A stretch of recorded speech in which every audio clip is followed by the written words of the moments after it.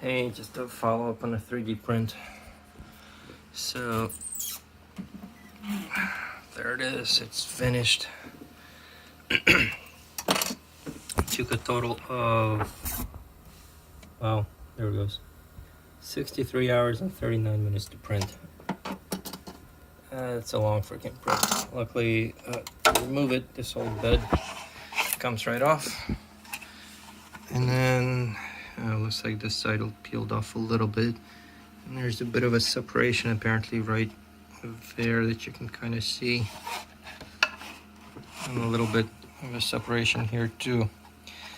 Hopefully it's not going to be a problem. The reason this happens is because as filament gets laid down in lines when it's really hot like this, when it shrinks it tends to contract, and when it contracts it tries to kind of pull this piece up.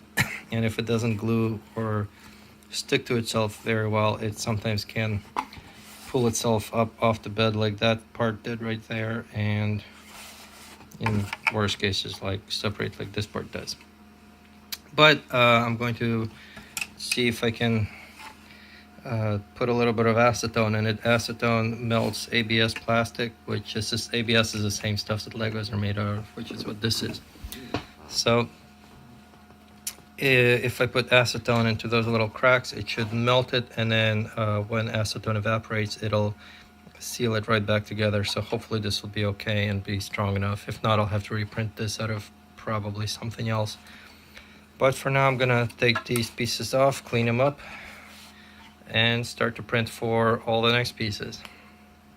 So hopefully within maybe a couple of weeks I'll be able to start putting together a CNC machine, and I'll show you how that works as well. Bye.